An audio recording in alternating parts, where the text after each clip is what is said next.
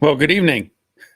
It is Monday, September 14th, 2020, and it is the weekly Monday night, 7 o'clock live stream at Joe Daddy's Garage. I want to thank everybody for being here and participating. I don't have any comments yet. That's okay. I do see that I have 16 people already watching. That is fantastic. And let's see who we have coming in. We have Crash Rider from Southern Indiana. Sketchy Ride. Good to see you, Barry. Glad to be here. Good. I'm glad you're here. 68 Stang is here. Glad you're here.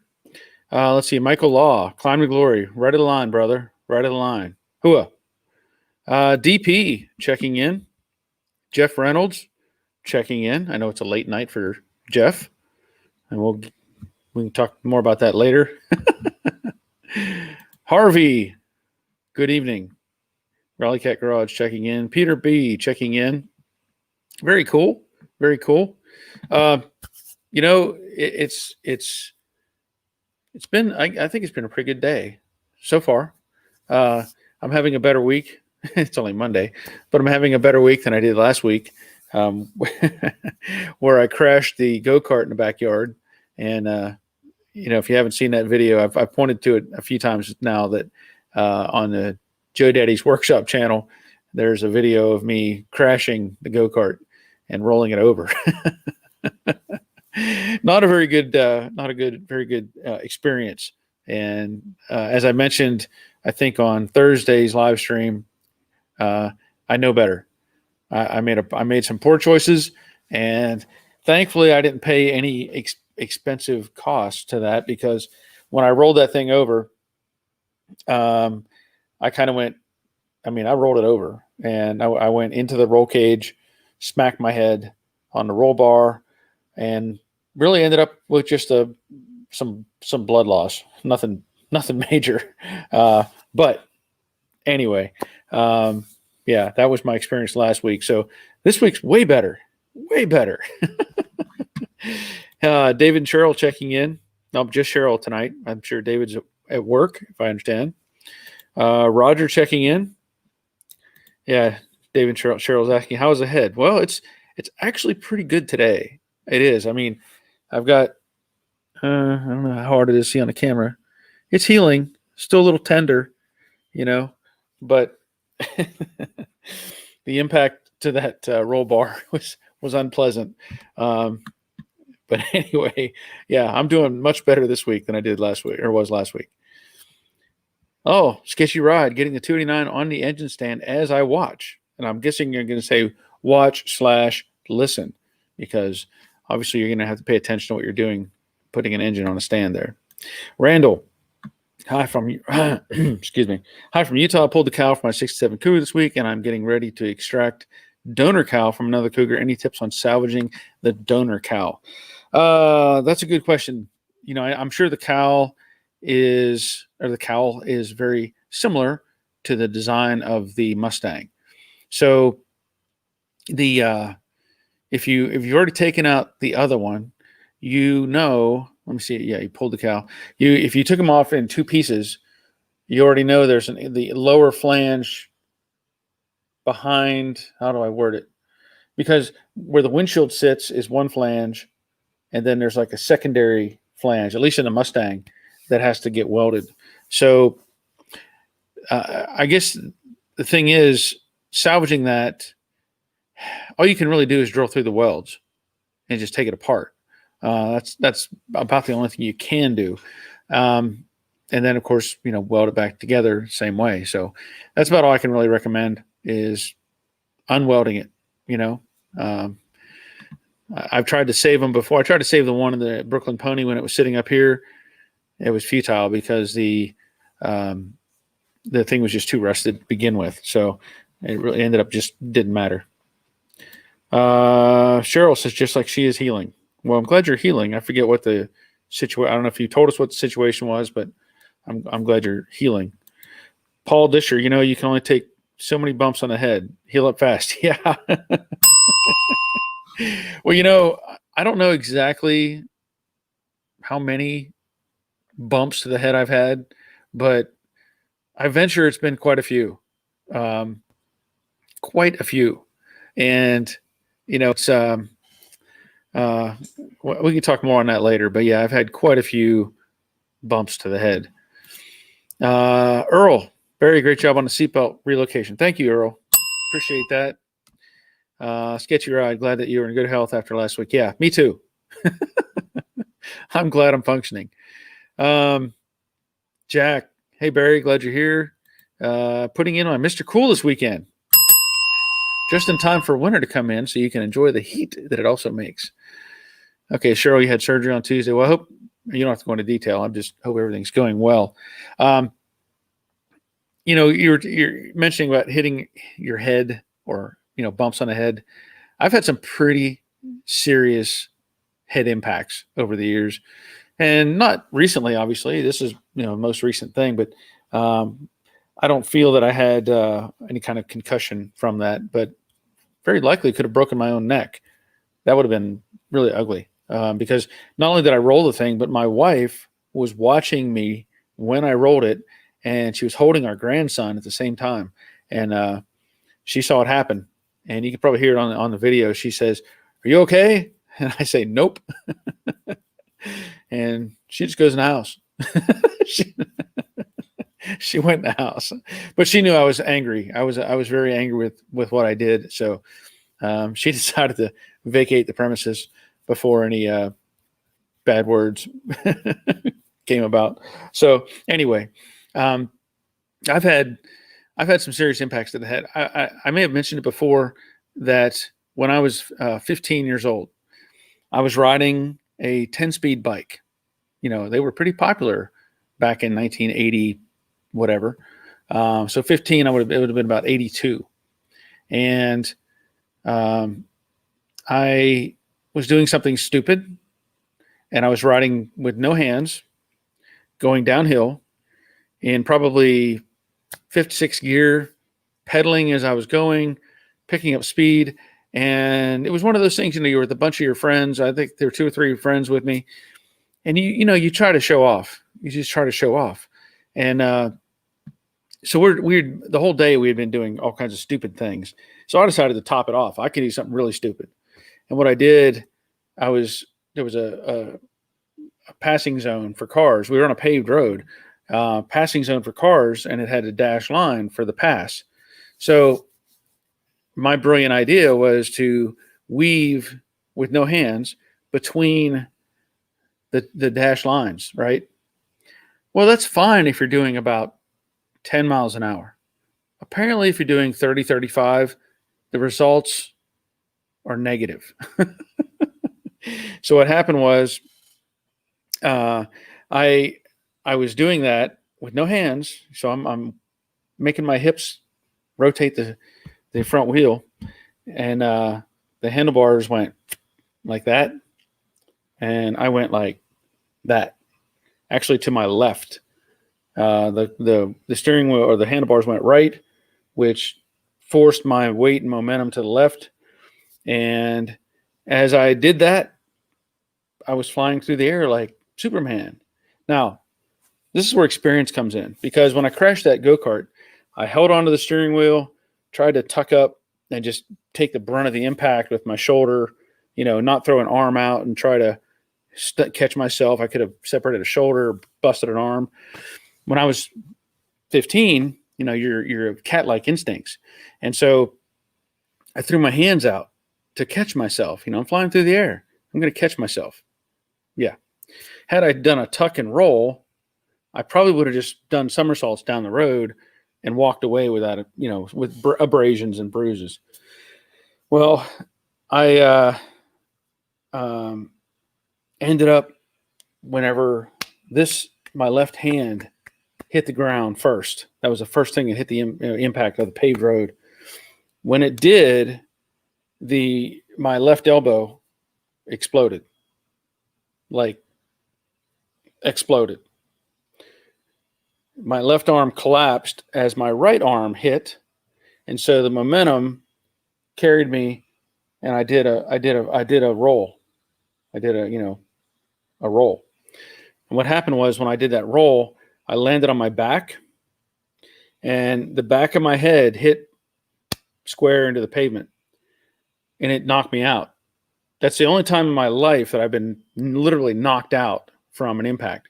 And so I hit the back of my head, and I slid. Apparently, I slid down the road unconscious for a bit, and my friends who were with me just, they heard the crash, and anyway, I ended up going to the hospital with literally an exploded elbow. So if you've ever seen any of my videos, there's a scar that runs. I can't even really see it anymore. Runs from right here, comes down, makes a turn, and comes back a certain distance. I don't even remember how big it is anymore. But that was from the surgery. It took them, I think, 5 hours to piece together the exploded elbow joint, or really the end of the humerus exploded. So they had to piece it back together. Ended up with 4 screws holding my elbow together. And I spent about, I think it was 5 or 6 days in the hospital with an arm strapped up and really messed up. So that was probably the worst impact to my head that I can recall. And, anyway, long story, but that's one of those things that back then you didn't wear helmets. Come on, you didn't wear helmets. So I grew up without the helmet generation. And, luckily it didn't kill me, because that kind of impact to the base or back of the skull, people have died from those. Seriously, people have died from those. So anyway, Bob, seems when there's not much hair on top, we tend to hit everything with it. Yeah, I agree with that. Wait a minute. My coffee. Check it out. Okay. Cheryl, Dave and I looked over the passenger door, and it's in very good shape, and so is the hood. Good. That's good news. Amy, I don't know. Amy Amso? I don't know. Greetings from ash-covered California. Be careful out there. That's some scary stuff going on. Cheryl, there is a difference between 64.5 to a 65. Is that a question or a statement? I'm not sure what. I mean, there are differences definitely between a 64.5 and a 65, and there's a variety of things. I know the horn location, the core support, variety of things are different. Sketchy Ride a couple weeks ago, you mentioned some hidden gems of the Metallica collection. What are a couple of those songs again? Well, I don't know if I'm. I think you just have to look for them. there's I can't even remember, but yeah, there's several songs that I really like in Metallica's music, but you just have to start listening to them. Okay. Derek Pro, good morning, Barry. I hope everyone is well. Derek, I'm glad you're here. I addressed this. You had made a comment on the Joe Daddy's Garage Facebook post about the seatbelts. And I'm glad you're here, because I want to talk about that. Whenever I did that video, and I commented about the stock, whatever you want to call, I don't know what the part that bolts to the floor, in the front beside your hip, the stem, the stock, there's probably a name for this. I'll just say stock. I don't know. And I pointed out that the way the end is configured, it lends itself to attach one way, right? Because it's flat on the side here and raised over here. Somebody else commented on the video that they believe this is from a 95 and up Mustang. Makes sense. This is a modern piece of equipment. Typically you're not going to make one of these. The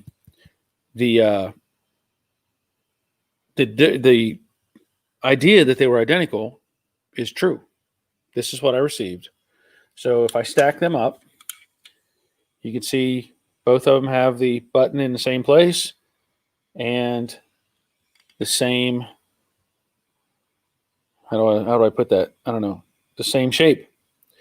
So if you were to put either one of these, again, identical pieces, so it wouldn't matter what side you put them on. If you had it on the driver's side and you tried to put, let me see, I don't know how to envision this backwards, but if you were to put this on the hump, this would end up on the inside. So what people had said was they believe these were from the later model Mustang and they attached directly to the seat. And that makes more sense because if this was this side here attached to the seat going outboard from the center, the release would be inboard. So it's just an observation. It's not that critical. It's still going to function and do what it needs to do. But I wanted to point that out. So Derek, I'm glad you're here. So I was reminded of that. Let's see. Dave Conville's checking in, but not that late. You're not that late. 17 minutes. You're close. Cheryl, there may be a difference in the hood. I don't know for sure. I don't know what would be the difference though, unless it has something to do with the holes or trim or something like that. I'm sure that somebody may have an answer for that, but I don't know. 64.5 to 65 hood. Is there a difference? Question. Am so. Okay. Am so. Am so. Okay. Whatever that means. Derek Pro, maybe you're part Italian hardhead. Well, I think it's more that I have more of a German heritage and Czechoslovakian. German and Czech is probably my primary heritage. My mom, my mom has some Italian in her, so maybe that's part of it. Kevin Dollar, glad you're here. I don't think I've seen you in a while. Jeff, what are your thoughts on power versus manual R&P 66 with 351 Windsor? R&P? What is your thoughts on power? Oh, rack and pinion. Sorry. You skipped some letters for me. What are your thoughts on power versus manual rack and pinion? Well, I don't know because I've never dealt with are you talking about a manual rack and pinion system? I don't know if I've ever seen a manual rack and pinion system. I've never operated one, so I don't have anything to compare it to. I mean, I've driven or tried to steer vehicles that didn't have power to the rack. The pump failed or something. It was pretty hard to drive, so I don't know how the manual setup is. So, if anybody has any input, that would be great for Jeff. Marshall, hey folks, what's up with the saw in the background? How's it working? No, you'll tell us more about it eventually. You know what? I made a video today, and it's going to go on Joe Daddy's Workshop channel. And I want to tell you, this thing, it worked better than I expected it to. That saw is a standard old school chop saw that's been here, I don't know, 25 years. Never done any maintenance to it, never changed the brushes to it, nothing. And it just keeps on ticking.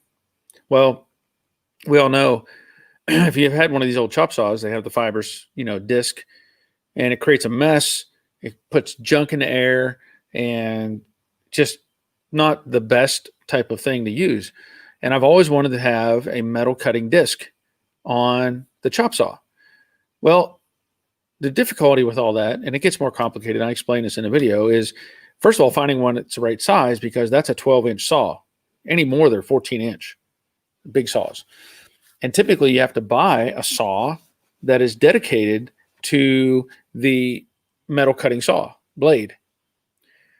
The reason for that is speed. That saw wants to turn at almost 4,000 RPM. It almost has to use that fibrous disc. The metal cutting blade cuts at about 1,800 RPM max. So I have to regulate the speed of the saw. And so what I did is since I'm standing here, I bought a fan speed controller off Amazon. I attach it to the saw, and like I said, the video is made. It'll be up probably either tonight or tomorrow. Wonderful. Made a tremendous difference cutting steel. And anyway, that'll be up. You'll see it. It turned out really good, and I'm happy with the results. I will probably never go back to a fibrous disc. Don't need to. Jerry Towler checking in. Randall, thinking about cutting around the entire cowl to extract it one piece, then cleaning it up at the bench before drilling spot welds for installation. That's not a bad idea. I'm assuming the other cougar is totally toast. But yeah, that's not a bad idea. You can kind of reverse the process. Now, the only thing, I'm assuming you're going to take it all the way apart anyway, because you still want to treat the inside, do all that sort of stuff, and it's really difficult to do otherwise. So, Old Crony Garage checking in. Derek Pro could be, but if you make a block behind that part, would be able to bolt it in the right direction. That's true, but the thing is, it's going to be up against carpet. That portion, you could add some washers. It's not. It's really just an observation. I mean, I'll put it in the right way. I'll say that it's going to go in the right way, but it's just an observation because sometimes people will look at something and they'll get confused by it and say, well, wait a minute, this is wrong. Something's wrong.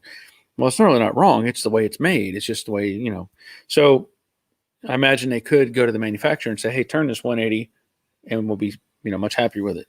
But yeah, you can just stack up a few washers on the backside of that, act as a spacer. And the reality is this shouldn't be going all over the place anyway. Once you get it bolted in place and get it in, your happy spot, it's not going to be moving anyway. So that's a good point, Derek. Yeah. Okay. Rack and Pinion, Jeff. All right. 68 saying, do you think my stock 2-barrel with a I guess that's hypo block with a C4 with open diff will light up the tires? Well, if you have an open diff, it's only going to light up the tire. It's not going to open up, it's not going to spin both. It's only going to spin one. And you can spin the tires in just about anything with the right setup. So the reality is you could put on little skinny tires, hold the brake and stomp the gas, and you're going to spin that tire. You put on big fat tires, you're going to have more trouble. Just saying, if you yank it hard right, yank the wheel hard right, like I did with the go-kart, get all the weight off the right rear and stand on the gas while you're in a turn, you'll spin that tire fantastic. So can't really say you'll get much out of it, but you might get some. Tyler Brinks. Hi, Barry. I finished up front end on my 68. I'm considering options for primer and paint for the apron and frame rails. You've used different products. What's your go-to currently? Well, that's a good question. For the apron and frame rails, what I've used in the past is a epoxy. I forget if I still have a bottle in here. It was DP something. I don't remember the number. DP90 maybe. And if you go back and look at the video for the light blue Mustang, where I cleaned up the engine bay and I sprayed it with, I'm pretty sure it was DP90 from PPG. That turned out fantastic. So that may be a good reference in that case. Otherwise, you could spray it with epoxy and then top coat it with, I like my 68 that I'm doing. I top coated it with Krylon. I think I had it sprayed with epoxy. I don't remember. It's been a while. I think I sprayed it with epoxy and then I top coated it with Rattle Can Krylon. So it depends on what you want for an end result. But the light blue Mustang, it turned out really nice with that. Pretty sure it was DP90, and it may have changed the number by now. So you can go back and look at that and see that car. Old Crony, thank you for the thumbs up. Appreciate that.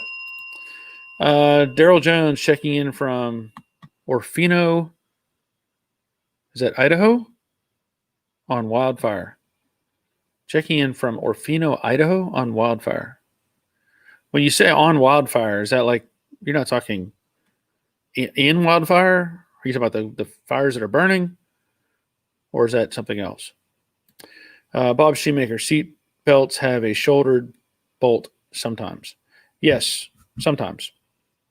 You're correct.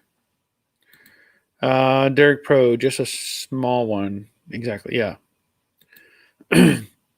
Old Crony, also, you remember how I was saying there was a 2001 Dodge Dually, 1.7 million miles. Most of the parts were original to the truck. Cool. That's cool. 68 Stang, one wheel peel. Yeah, pretty much. I'm planning on doing a ceremonial burnout for the first run in 40 years if I get the brakes all set. There you go. That sounds good. Make a video. Bob Shoemaker. PPG Black Epoxy still DP90 LF. Thank you, Bob. And I know you, like I said, when I used it, I added some sort of a hardener to it. I don't remember the exact scenario anymore. It's been quite a while since I did that car. Let's see. Oh, I have a couple other things I wanted to talk about. Oh, let me see here. Daryl Jones. I'm a CDL truck driver with a fuel tender at base camp.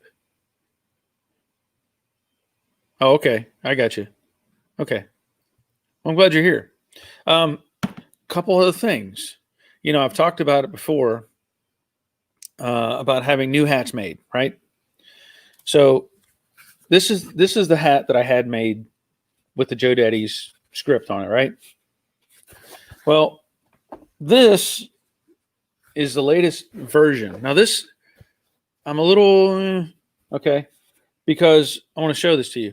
Let me clear off Daryl's thing here. Okay. If you look at these two hats and do a comparison, I mean, there should be some obvious things that come out or stand out to you. See if I can get these on the same plane. First of all, the script is bigger. Secondly, garage on the new hat is a lot bigger. I think I'm going to have to fix that. It's too tall. I think it should be Joe Daddy should stand out more than garage, just in my opinion. One thing I have learned, because when I first looked at getting these on, basically from an online provider rather than going into a brick and mortar store and actually holding a hat, I did not realize anything about. I mean, you can look. Okay, it's preformed. It has a Velcro, the snapback, the buckle back type, right? You know that stuff. What you don't realize or don't know is, or I didn't, was that there's a height difference. Okay, this is like a low height, whatever. As an example, this hat is taller. So you put them side by side. Best you can. I can't, but they're taller, right? Also, the inside of this hat has a structured form to it. Okay, so you can press on it and it pops back into shape. I'm learning as I go. This hat, which is a new prototype, doesn't. That's not good. So here's what I'm dealing with. This is the problem. So if I put on this hat, basically this part up here kind of falls flat. So if I was just wearing this in a normal, talking to somebody, you would see a big script of garage and then you couldn't really make this out very well. I don't think, I just don't think doesn't look good, and it's not structured. That's not going to work. So I'm going to try to get a hat more similar to the Roebuck hat that was sent to me. And these are going to have to just go on the shelf because it doesn't work. The other thing, when I was doing some measuring, the garage portion of this one is an inch and a 16th tall.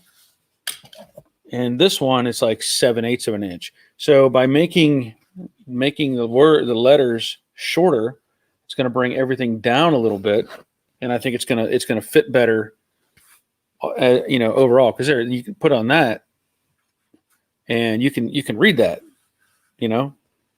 So anyway, that's the status right now. I mean, I don't know,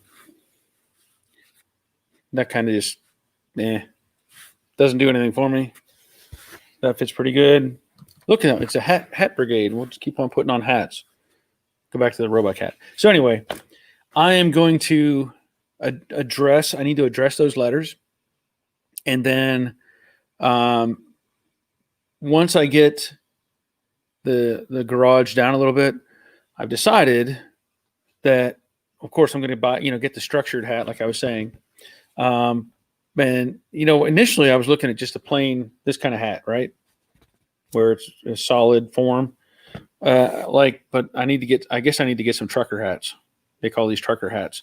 So I'm going to probably order some like this as well. But then I'll have to figure out, colors and whatever, all that sort of thing. Because the initial hat that I looked at, the ones that this is based on, there was like 30 different colors you could choose from. The next one that I found, which is structured, it doesn't have that many. So anyway, I spent probably an hour this morning teaching myself about these hats. And anyway, let me see where we're at on the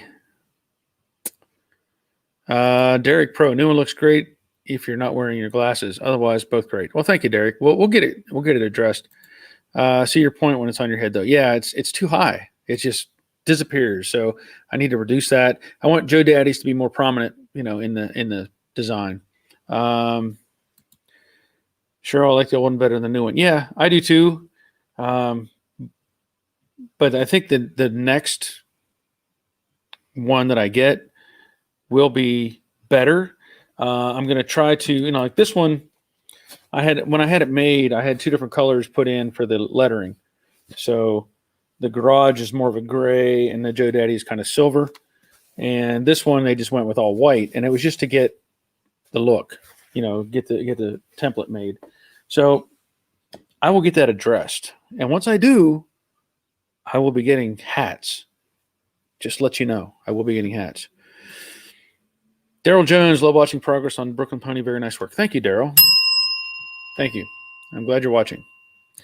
Michael, I agree with you, what you're saying about the hat font size. Yeah, it needs to come down. BK Woods checking in. Glad you're here. Jerry, I'm doing the parking brake on the 66 Stang since I replaced the Ren with a 98. Yeah. And I don't know what's going to be up with that. As far as converting that, I don't know. Sorry if I'm late to the party. You have a hat with a Mustang logo on it, like what's on your shirt. I do not. And that's something I probably need to work on, because I don't know that, like, the shirts come through Teespring. And, my first go around with Teespring, I wasn't real excited about it. But they've done a much better job. And I don't know if I could get all of that on a hat. I don't know what the process is, because that would be pretty big, overall. So it's good consideration. I thank you for bringing that up. At this point, I'm just going to focus on the script hats. That's where I'm at. So, Footage Factory, you're late, man. Steve, you're late. I have to admit, Steve, I got a kick out of your last video. I did. It was entertaining. All of my videos, when I make them, they are. I don't do any voiceovers. They're direct, as I'm talking, what I'm doing, how I'm doing it, whatever. And I was laughing at your voiceovers. It was pretty funny. It It was pretty funny, but you put on some new parts, which is good. That's always a good thing. Jerry Tyler, Explorer and the standard cables won't work. I purchased a Willwood cable conversion. Well, there you go. That sounds good. Yeah. DP, did you figure out your camera and why it hates to show green? P.S. There's nothing green in your garage from our side. The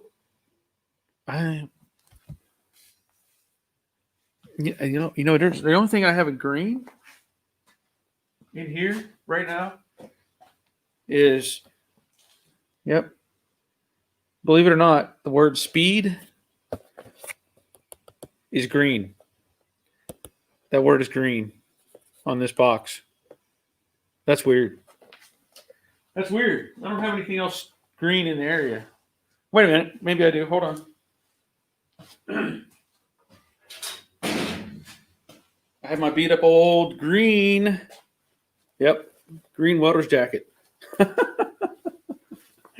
So green becomes bluish silver. I don't know. I think it may be part of the program. It may not be the camera itself. It may be the StreamYard, because it has a built-in green screen function. It may automatically default to masking that green. So that's my guess. That's my guess. And it's not that big a deal. It's just an observation. Let's see. Okay, so Old Crony was checking out Footage Factory's video. Rick Stevenson. Hey, gang. Checking in from Caraco. I don't even know how you say that. I'm glad you're here, Rick. Let's see. Jerry Tyler. The challenge is how to mount the cable to the lever. Yeah. And I'm sure you'll come up with something. You seem pretty creative. I'm sure you'll come up with something. 68 Stang, where's the dyno results? Thanks for the video critique. Yeah, well, I mean, I don't know if I called it a critique. It was observation. It was fun. I was laughing, which I'm hoping that's what your intent was, to give us a little chuckle. I really do, because otherwise, but it was good.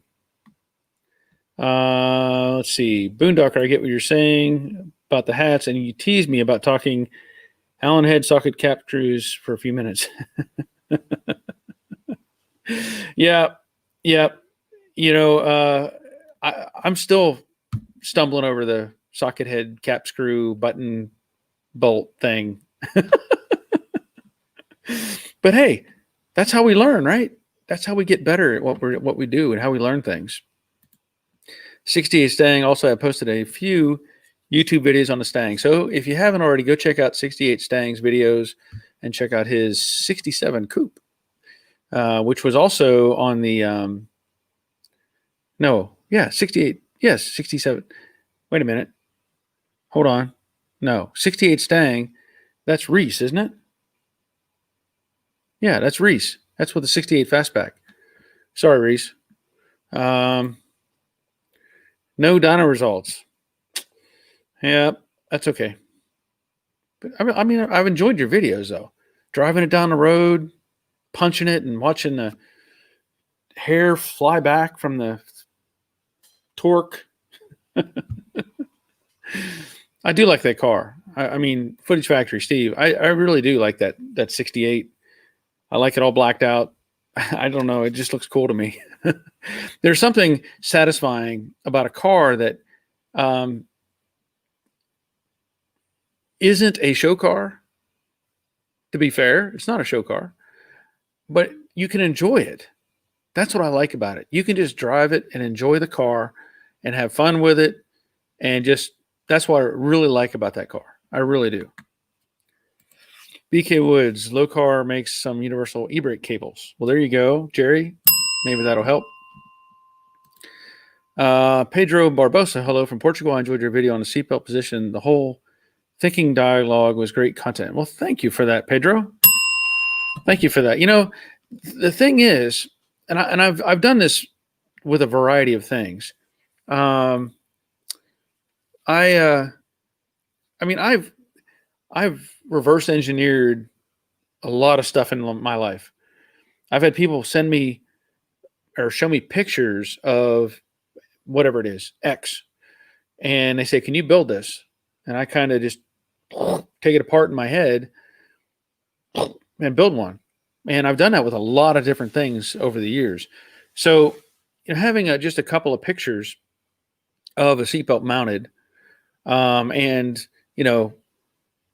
just thinking about it, gave me the idea. I can do this. It's not that complicated, but sometimes you have to see things or have information that you just didn't have before. Now, the box I got with all the seatbelts in it, there's like literally the instructions have nothing to do with a Mustang.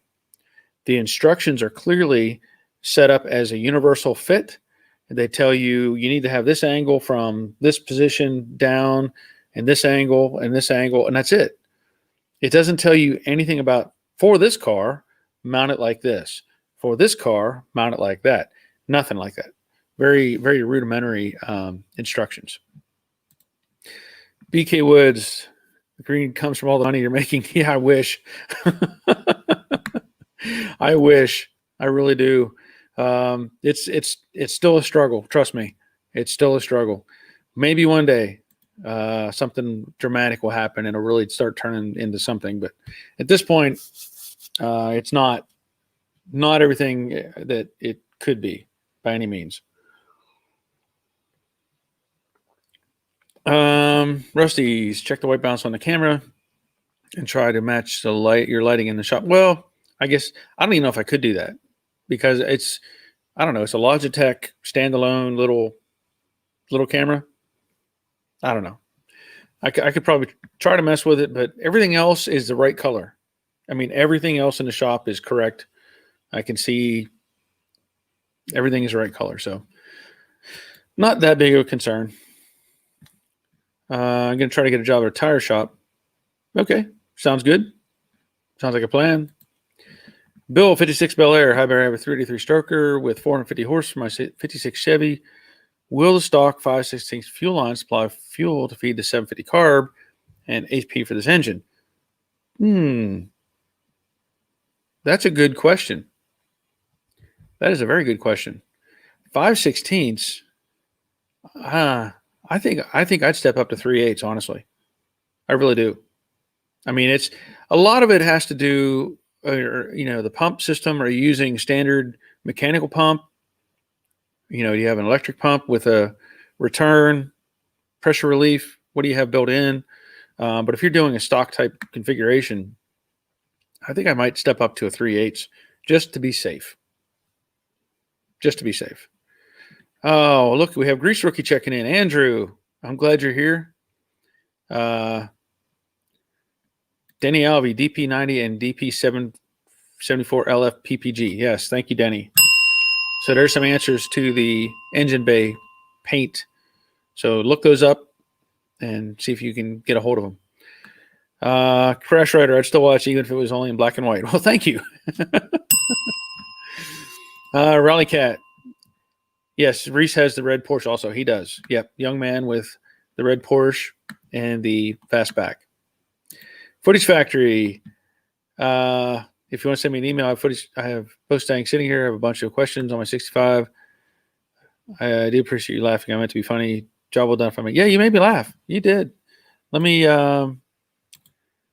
see if I can find your. I get so many emails, man. Here we go. Wait a minute. I'm hoping this is the right one. Let me pull this up. I have to go clicky click.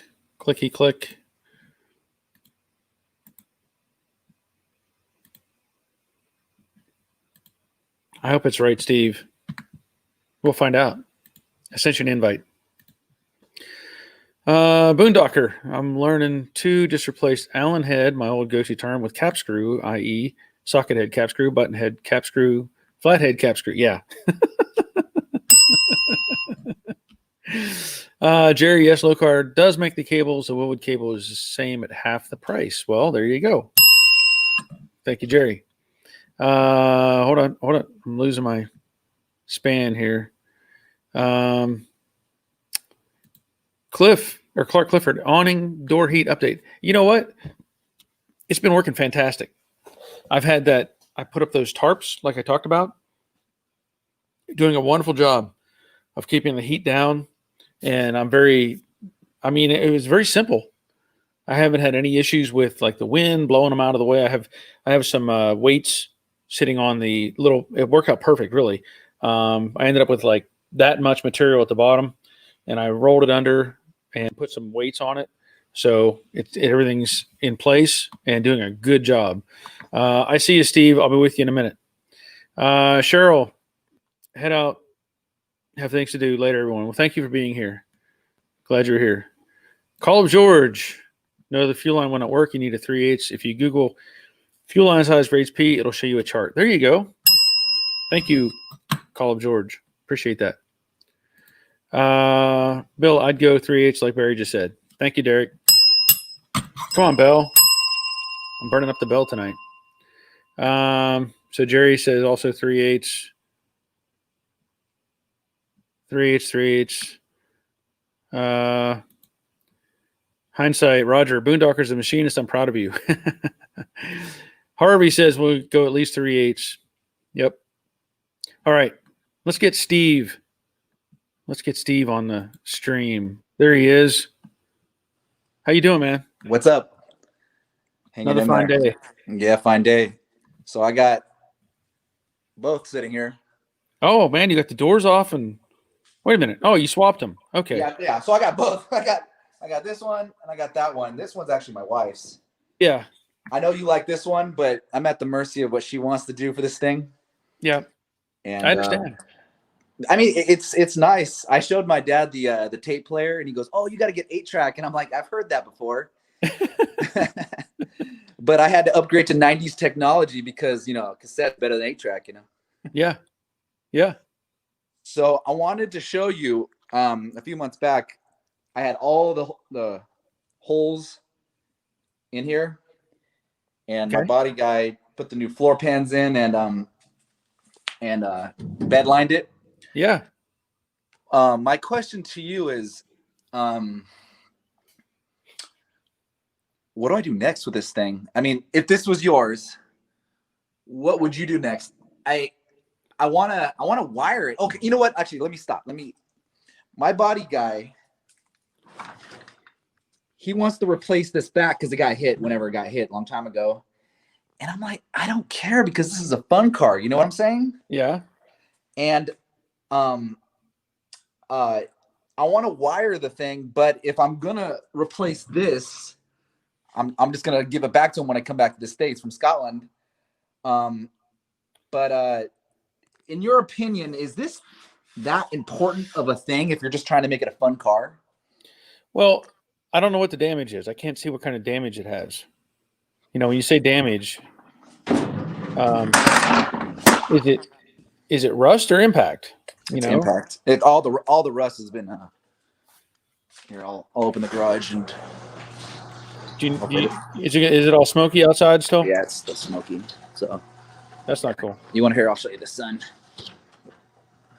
Yeah. Oh wow. That's not even. Those aren't clouds. Man. Yeah, that's not good. But so I'm just thinking about leaving this because it just got impacted here. Because it's not going to be a show car. Like you're saying, there's something about the rough version of this that you like, Right. So my question to you is, before I wire it, is there anything else I might need to do? And the rest has been taken care of. But do I need to paint the interior? And if I do, can I do it myself or should I have my body guy do it? Good question. It looks like, you said he put like a bed liner material on the floor. Okay. Let's back up a second before you get too far ahead of yourself. Are you still putting in that engine? Yeah. Okay. What processes need to be done for that engine to fit? Oh, it's done. It's Is it? Well, okay. So size wise, it fits. I have the Yeah. door mounts and everything. It'll fit. But he didn't like the welds that were done right here from my welding guy. So he wants to plate it. And then I got this. Okay. Why are you asking? And Because I want to know about the firewall. Mm. Right? My understanding is you have to modify stuff to get the engine to fit and transmission. So, yeah. So I do have to cut this tunnel. Okay. That's gonna have to just be cut. Yeah. To fit the even the 5-speed on this is gonna have to. But I'm gonna do the 6-speed, so it's gonna be too large for this tunnel. So yeah, I'm gonna have to do that. Okay. Do you? Is the reason you're going down that road is because you would like to see it cut before any wires? Yeah. Okay, let's think about this a minute. Let's think about this. Before you start putting drivetrain together, you have to have the body done. To have the body done, you need to make sure the engine and transmission are going to fit before you do anything else. So the sequence is just like with the Brooklyn Pony. I test fit the engine, test fit the transmission. Hey, I got to fix this. I got to modify that. You're going out of sequence because you really want to finish the floor pan, the firewall. If you have to move the master cylinder, which we've talked about, you need to take care of all that stuff. Don't even think about wiring. Okay. You're wasting your time. You know, It'll and all be I in the do way. apologize. I actually bought a book on restoring cars because I flat out don't know the sequence. Yeah, right. And I understand that. But wiring to me comes after paint. Okay. Interior stuff after paint. All that stuff has to come later. So anything you can think of that's going to need cut, welded, modified, stretched, that needs to be addressed first. Okay. So take care of the floor pan, take care of the welds that need to be addressed on the frame rails. Looking at briefly seeing your tail panel, I'd change it. Would you? Yeah. I mean, you're going to paint this car? Yeah. I mean, I haven't decided what color and I haven't decided how, but yeah. But a shiny paint. Shiny paint job. I might even do it the same color as that. Well, okay. But let me see that tail section where your gas cap goes. Okay, you've got it. It's pretty wrinkled right there. Yeah. Okay. Yeah. Yeah. Change that. Okay. Right. You can order a Ford tooling tail panel. Okay. Okay. Get one for that car. It's Ford tooling. Now you're gonna have to do some searching on that because it could be NPD, it could be CJ. I don't know, but the one that fits the best is original Ford tooling. Okay. And they're getting hard to find, but they're made from the original tooling, and they almost like drop into the car. They're so good. If you go back and look at the Mystique Mustang that I did, that car I put the tail panel in from the Ford tooling. So actually, I'm writing some. Yeah, write it down. Ford tooling. So there you go. Back panel. I don't even know what it's called. Tail panel, back panel. I do have. So I'm leaving October 1st. I'm getting out of the States. I've told you this. Yeah. And I wanted to do something to the car before I left, just because I just hate buttoning it up. But I guess to your point, because I don't have the transmission yet, I don't want to order it now. I'd wait till I come back. But in your recommendation, you would say get that transmission and get it fitted, huh? Yeah. I mean, plus here's a comment from Hindsight 6-7, Roger. He says headers, steering column, clutch linkage, brakes, all that stuff. Just like I'm doing with the Brooklyn Pony, I mock up as many things as I possibly can prior to even paint, because you don't want to go back. The car's painted and you're going, oh crap. No, for sure. I understand that. And that's actually, I mean, you're kind of a godsend in the sense that I can ask you these questions because I'm like, what sequence do I do this? But you know what? And one of the reasons why I wanted to do the wiring is because I opened the box and I had all the wiring out. And I'm like, you know what? I want to get this installed just in case there's an issue, but no. Okay. Not worth it. Not worth it. get all metal work done, all fitting. You might put the engine in and out, transmission in and out several times. Yeah. Just to make sure, because here it is, when it's all done and everything's painted or whatever, I don't know if you're going to put the engine transmission in prior to paint. I don't know. I wasn't. I figured it would. Well, I wasn't going to, because I figured it's since it's already out, why not paint it? But why not mock it? You have to mock it. You have to mock it. Look at pictures of other people that have done that conversion. There's a lot of modifications that have to happen. Sure. So you just like those simple filler panels. Have you test fitted those filler panels for the aprons that you got from TCI? Well, I haven't. They're actually right there. No, I haven't. You saw that? Did you see the video I just did on those? I didn't know. No, they didn't fit. They didn't fit. Oh. So I had to weld holes shut. I had to trim it. I had to do stuff to it. That's the kind of thing that I'm talking about. Everything you can mock, do it. It's almost like, the reality is you almost build the car and then take it all apart. Okay. And that way, whenever you're ready for paint, you can comfortably say, okay, it's done. Put it back together. Start pushing pieces back in place, and you're happy with it. That makes a lot of sense. I almost wish you could write me a check. I almost wish, and there's not a checklist sequence to do these things. And me being a hardcore amateur, I'm actually reliant on you. You know what I mean? Well, that's fine. That's fine. But if you follow along, like the Brooklyn Pony, I'm building it from scratch. Mm-hmm. Yeah, so you are. As I go up and I get more and more pieces, like the steering column, just as simple as a steering column, I had trouble with that.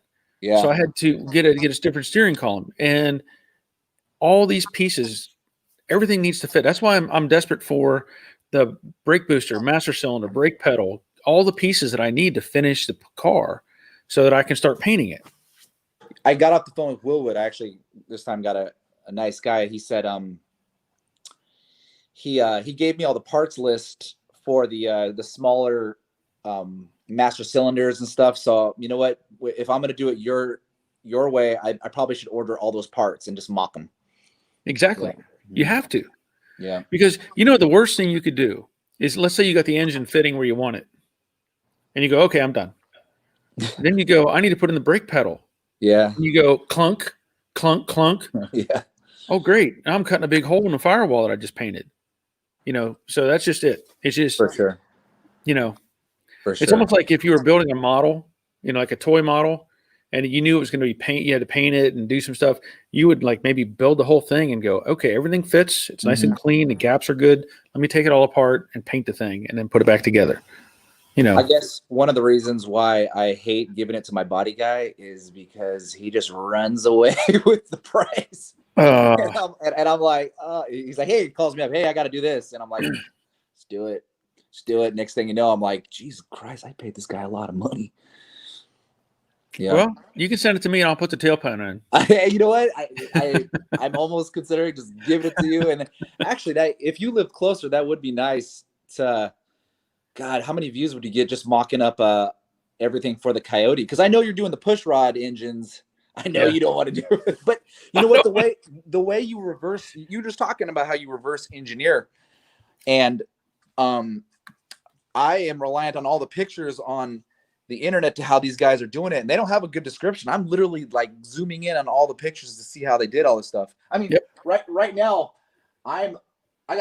here are all the tire sizes for the new cars for how much horsepower, and I know this is later on, but I'm trying to decide what size and tires I'm going to put on. I've watched your video about the backspacing. You have no idea how many notes I've taken from your video about the backspacing. And now this is kind of separate from the floor pans and stuff like that. But I'm trying to decide if I'm going to make it like 255, like this one. Right. And have it look kind of like a 65 Shelby GT350, just coupe, whatever. Or if I am going to go balls to the wall and kick it out and flare it. You know what I'm saying? Yeah, I do. And I can't make that decision for you. Yeah. I'm not. But it's nice to talk to you about it because you do give me good info, Right, sure. And I'm not necessarily the flare guy. I don't. I like the stock look and stuff like that. Yeah. I mean, big fat meats, I'm all good. But unless I'm doing a serious conversion, I'm not into the flares too much. I mean, they look good, but So, and this is actually a question for you and maybe some of your guys if I get off and I read in the comments, but I'm actually going to do a video on, so with this being 255s, how much horsepower on street tires before you need to outgrow the 255 can that handle? And I know that's maybe an ambiguous question, Yeah, that's kind of gray.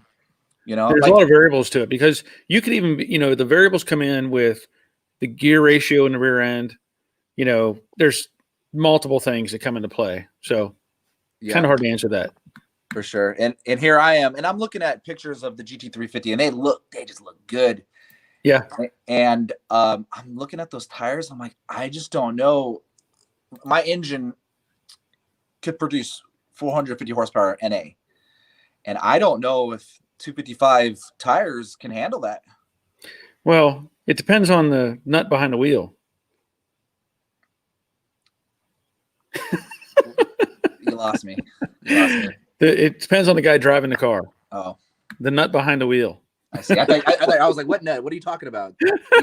Those nuts? No, the nut behind the wheel. Okay.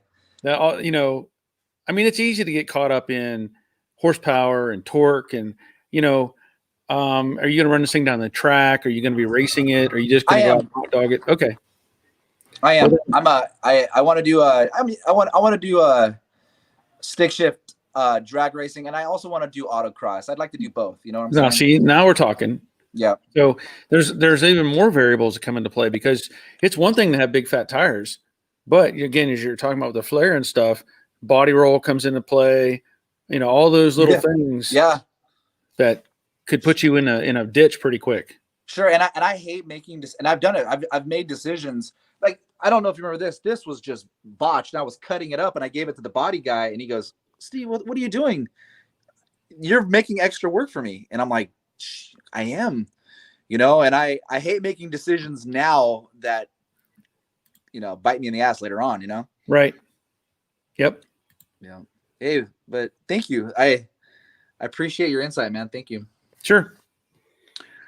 Well, I'll leave you. Well, when you're in Scotland, do you have Wi-Fi over the internet? Yeah. Well, see, you could still get on. I know, but I will. I'll for sure get on, but I don't have anything cool to do out there except cut firewood. That's okay. I want to work on a Mustang, man. I want to work on the car. Well, it's your choice to leave. No, I know it. I know. You don't mind if I send you the keys to my house, can you just come here and finish this, please? Yeah, no. No, okay. All right. All right, next time. I got things to do myself. For sure. Well, hey, you've actually given me a ton of knowledge, and I do appreciate it, man. Thank you. Sure. So I will get off and leave it for the next guy that wants to come on. Okay. Hey, nice talk having to you later. See ya. Bye. Bye. All right. So we had Steve on. Very cool. Hold on. Let me get back up here a second. Sketchy. Are there only 6 5/8 bell housing bolts and 2 9/16 for the starter? Can't find the others. I think there's only 6. Should only be 6. And 2. Should be. Yeah. Call of George had to go sub footage. Fellow 68 Stang, and he has TCI rear too. Is there a viewer build video on his that I missed? I don't think so. It's been a little sporadic as far as what he's been putting out, but interesting though. Definitely interesting. So good call, Call of George. 777 Smitty, just want to say hello to everyone. I can't stay. Got a hurricane knocking at my back door, so things to prep. Well, I'm glad you're here, and by all means, take care of yourself and your family. Derek Pro, finish all the body work exactly, and replace rear panel. Just looks better. Yes. Hindsight, header, steering column, clutch linkage, brakes. Check everything you possibly can at mock-up. Yes. Harvey, forward tooling, rear panel. Yes. Jerry, mock-up. I made this mistake, and I regret this mistake. Yes. Sorry. 68 Stang. Are you going with a painted engine bay?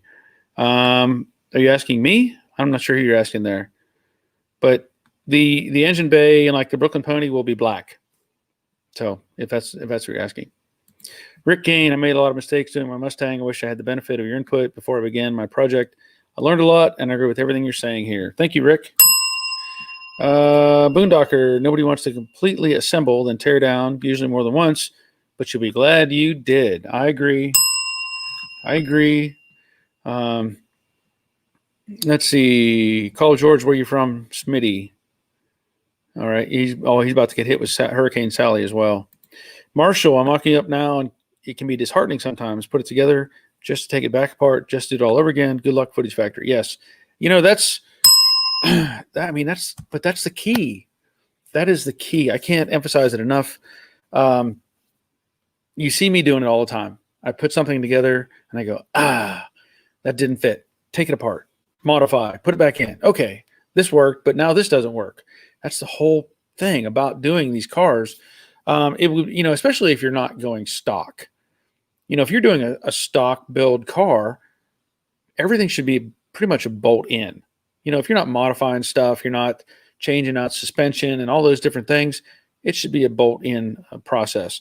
But we all know, cars like the Brooklyn Pony, things just don't bolt in and stay where they're supposed to. It's just a mess. Sim Pilot, flares for the 70s. Yep. Clark, I have a 16x8, 450 backspace, 0 offset coming. Anyone know what tire size I can fit on a 68 with a 1-inch drop? I've heard 245, 50, or 16 will fit all the way around. That's a good question. I don't have an answer. So if anybody has an answer for Clark, I forget. I've got 17s on the 68. I think I have a video showing those. I think the rears are 17 by 9s. I think. I don't remember. They're pretty wide, though. Jerry's saying, what is the torque? He's asking about the torque on Footage Factory's car. Derek Pro with Barry stock look on the outside, maybe small tubs on the inside if you want a bigger rubber. Yeah, I like that. Boondocker. What the heck does the Footage Factory name refer to? Well, it's about making videos, I guess. I don't know. Just a catchy name, kind of like Joe Daddy's Garage. Hindsight. Here's some answers for Steve because he was asking. Tire compound, gear ratio, shock valving, suspension geometry, et cetera, all come into play, definitely. And people don't realize that. It's really tough to understand all those things come into play. It's not like you just put in a bigger engine, bigger transmission, and hit the street. Not if you're going to be doing autocross and stuff like that. It becomes very complicated. Jerry Tyler, I've had the same and learned the hard way. Yep. Boondocker, just a factory of footage making. There you go. Douglas Ryan, just saying hello, can't stay at work. Okay, glad you're here. Pedro, what's your thought on chassis muscle cars with an all-electric swap? Actually, I'm not against it. People may not believe that or may not agree with it, but I'm not against it. We all know electric cars, they're here to stay. As much as they may be maybe not as good for the environment as we're led to believe, I think they're here to stay. Now, I follow a couple electric companies on Facebook, and I can't think of their names at the moment, but there's one. They sell a kit. It's not cheap, but they sell a kit with an electric motor that actually looks like a V8, and it's not a V8. It's got the motor, and then there's I forget what's in the top. There's some, I don't know the terms, but it looks like a V8 engine. I wouldn't mind converting a Mustang to all electric. I think it'd be an exciting conversion. I think it'd be fun to drive. And, I can't say I want to see every car like that, but I wouldn't mind seeing some classic cars converted to electric. It's not going away. We all know that, and I don't know. I kind of appreciate the technology. There's companies over in there's a TV show I've watched. I think they're over in Europe. I think in England somewhere, where they take old cars and motorcycles and they convert them to electric, and they have people have a waiting list for those conversions. The difficulty in my case is I don't have enough knowledge of what's needed and how to do it. And of course the initial cost. You start looking at buying an electric motor or a conversion kit, and they're selling these kits for like $15,000-$20,000, and you think, well, when do I get my money back out of that? Because if I was driving a gas powered car, and of course these cars are typically a gas powered Mustang, how many do you see people driving those cars every single day? Hardly any. I mean, the reality is you're going to drive these cars on a weekend, maybe go for a cruise, go out and get some ice cream. It's not a daily driver. And if it is, it's very, very rare, to be very honest. And I can't say that that would be the same situation if you had an electric one, because you might really enjoy driving it if it's an electric car. I don't know. But the point being, if you were to, let's say you've got a gas-powered Mustang and you drive it occasionally, once a week, twice a month, whatever the number is, you're not going to go through a tank of gas in a week. It's just not really going to happen.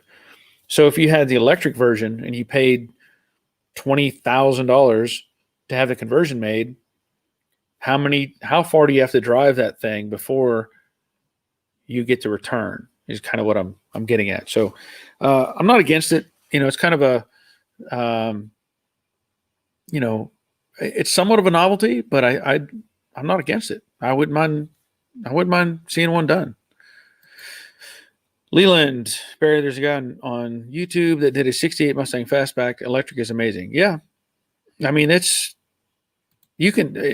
amazing what you can get out of an electric car with torque, and then, you get the range. Honestly, if you had I think stock Mustang, what is it, a 16-gallon tank, I think. So if you had a 16-gallon tank, and I'm going to say you're not going to get typically, unless you do some serious modifications, 20 miles to the gallon, right? You're looking at 320 miles, but they're getting that out of electric vehicles, which is pretty incredible.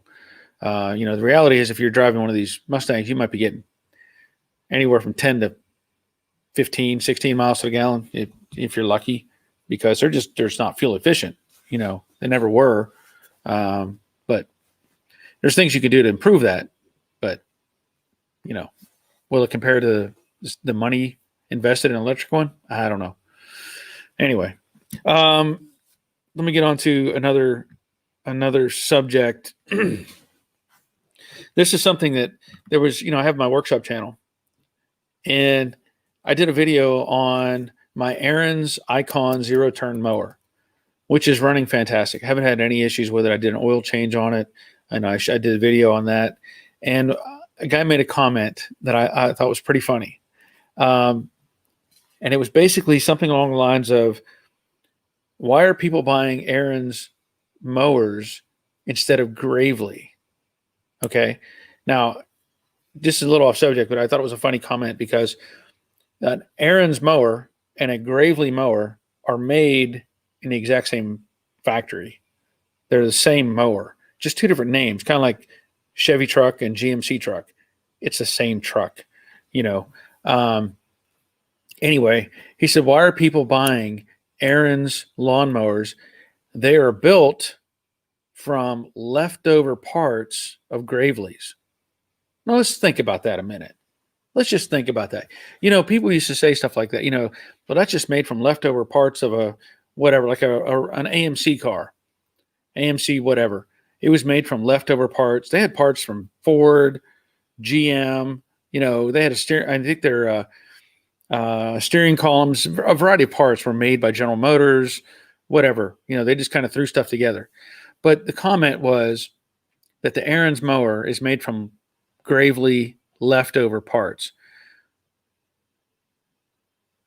Really? if you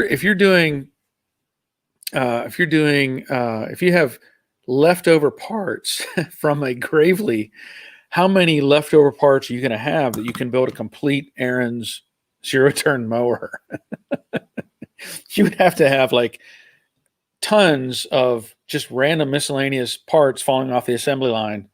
And I'll just take that over to them, throw it on the Aaron's. We'll make Aaron's mowers out of those leftover pieces. I just thought that was just so ridiculous to even think about. But anyway, it's just a bunch of leftover parts. Clark, they sell 22-gallon tanks as an alternative to 16. Yes, they do. Yeah, but I think the original, of course, was 16 gallons. So thank you for that. Marshall, I had a 66 coupe V8, 280 gears that would do 300 plus miles on the highway. Couldn't get it out of its own way off the line, though. No fun, really. Yeah. 280 gear ratio. You better park that so you're headed downhill whenever you want to leave, because it's not going to go anywhere fast. But yeah, that's how you get mileage out of it. The Planeway checking in. Looks like you got a little folded airplane, paper airplane. Do you make paper airplanes? Cool little logo looking thing.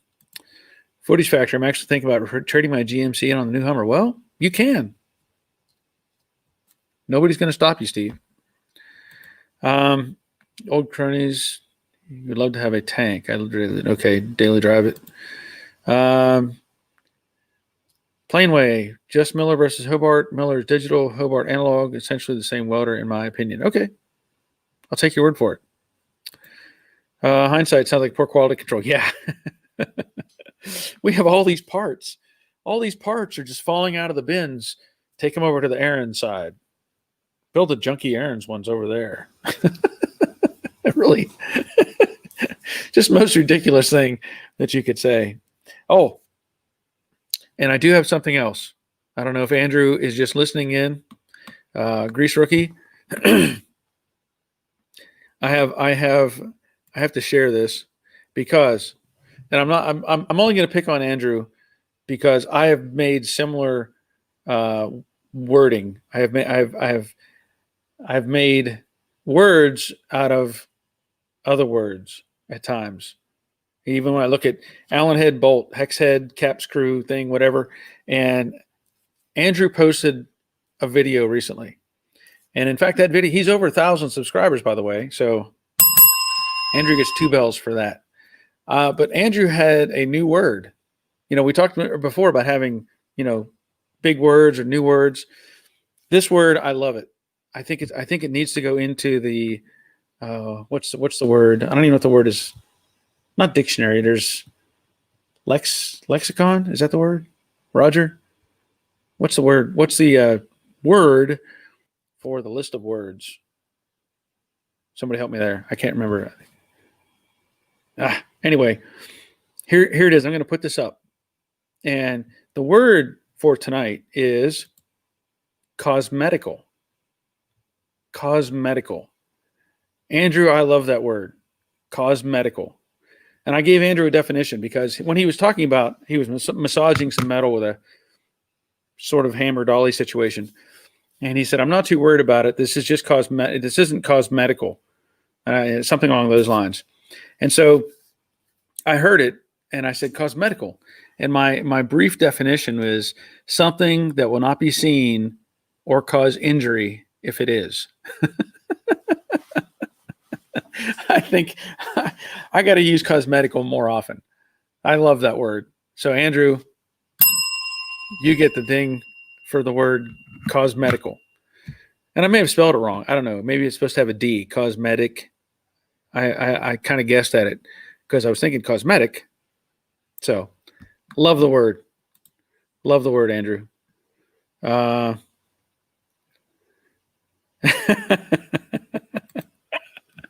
Yeah, it's a good word, Andrew. It really is. I got to use that word more often. I love it. That's a fun word. It's a good word. Roger says it's a good word. Yeah, good word. The plain way. It's not real. Yeah. I mean, it needs to be. It needs to be a real word. And I think the definition. Wait. Roger says you might spell it cosmetical. Maybe. I don't know. That might change the definition if you spell it that way. I think the way I had it was much better. Cosmetical, something that will not be seen or cause injury if it is.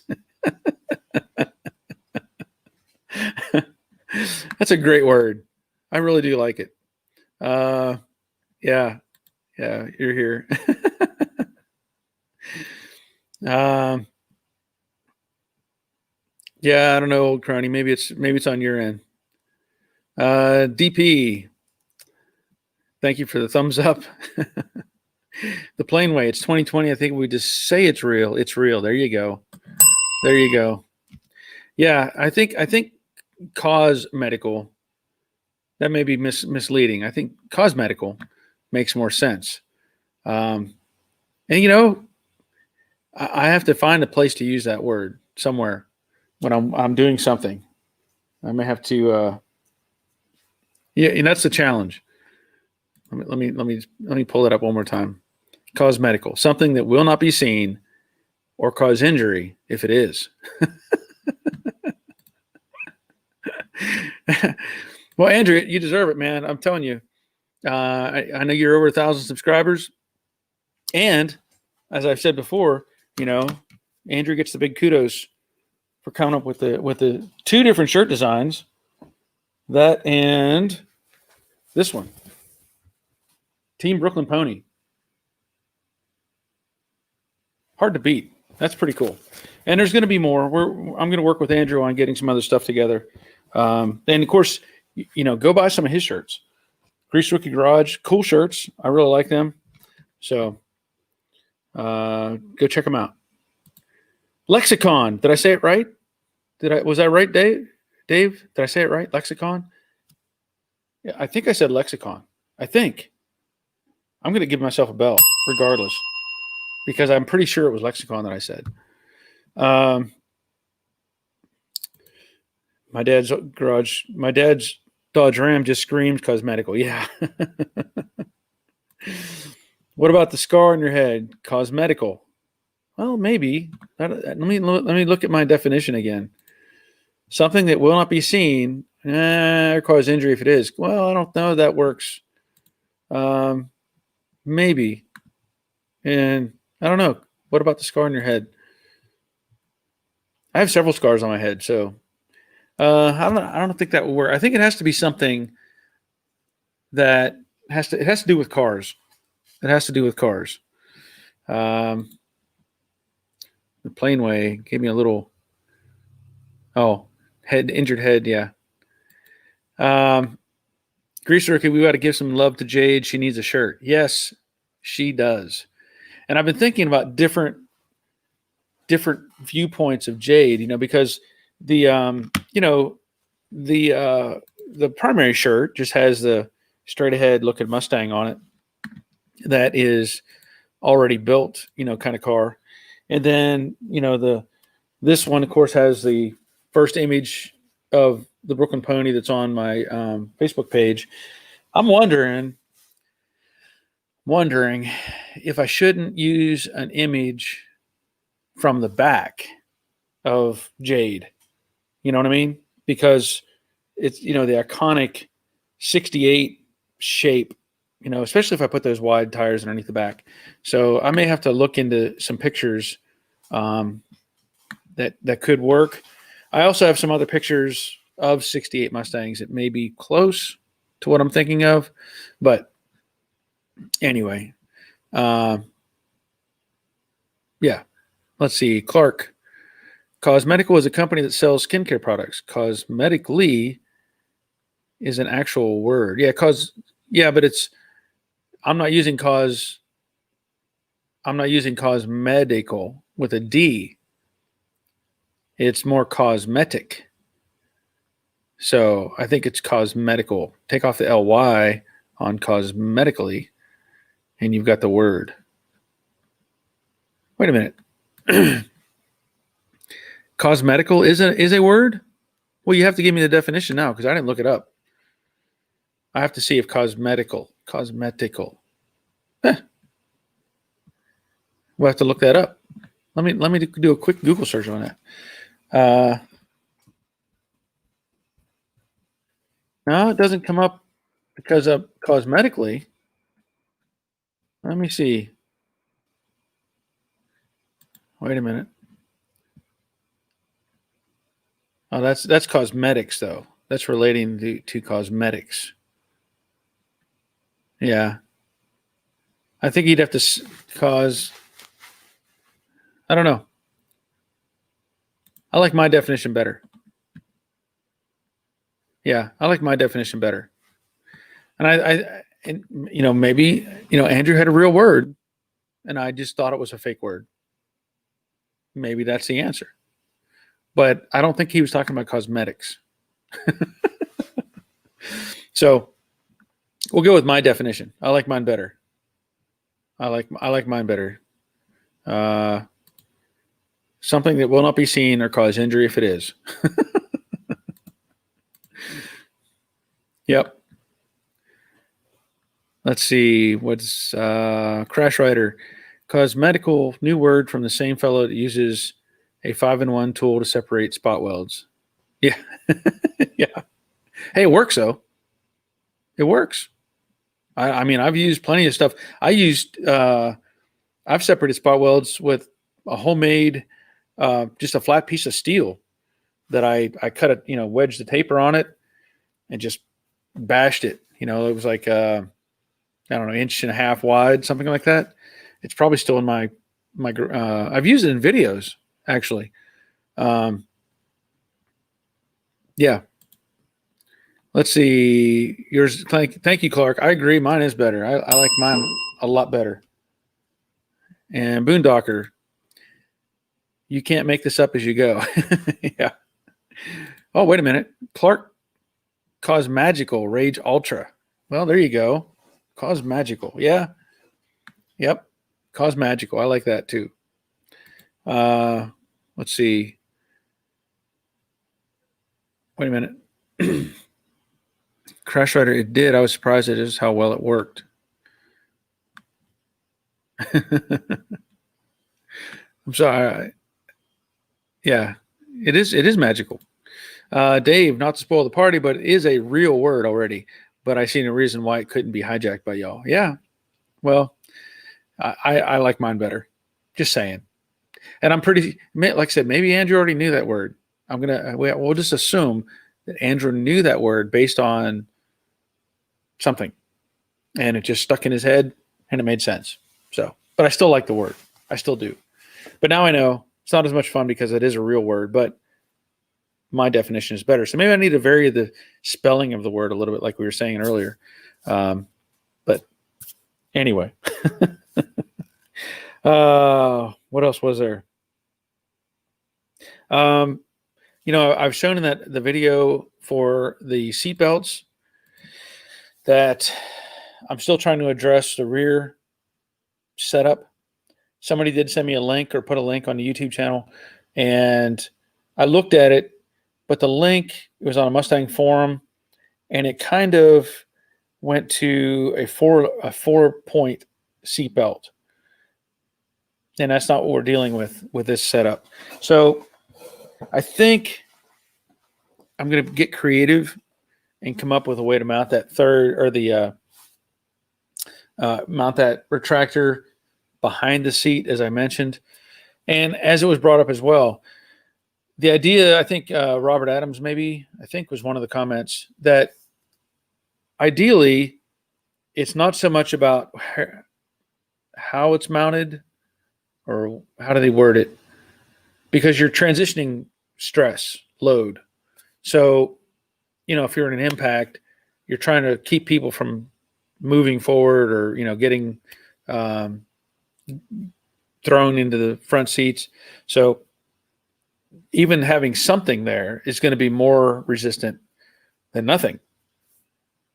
So if I do the design as I was looking at and try to come up with a way to mount that thing above the seat, it's still going to transfer energy over the shoulder.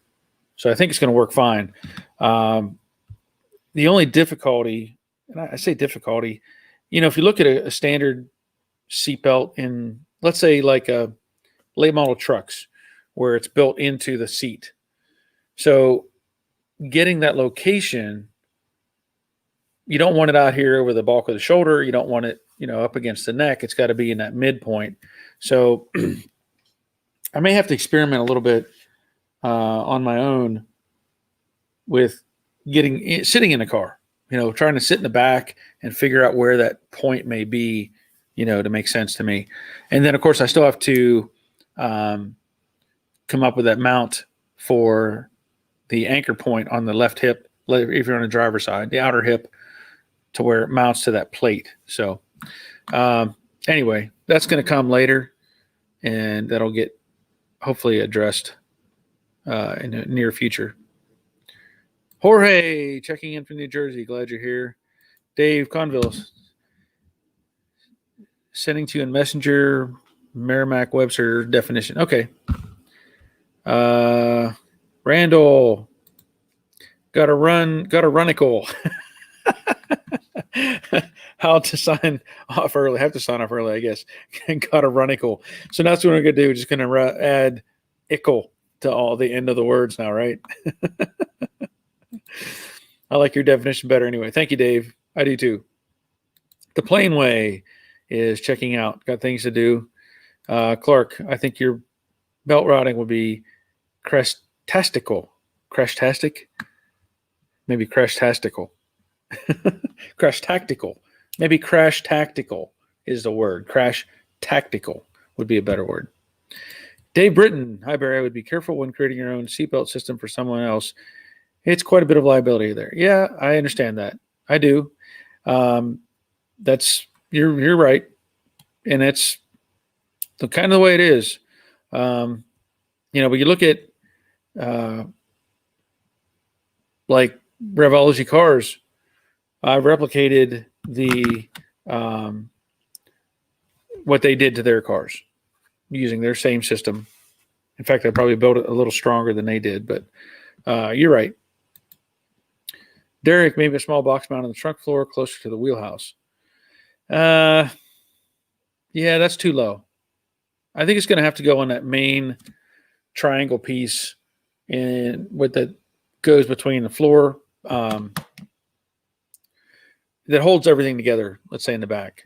So there's a triangulated piece in there, and I'm really liking how that doubled up area. I may even add some more weld, stiffen it up even more, and get some things put together. So I think it'll work out. I really do. What else was there I was going to mention? Yeah, at this point, I still have to finish up the passenger side, relocating the bolt hole on the inner rocker. And I did have some input from people from Eastwood Products.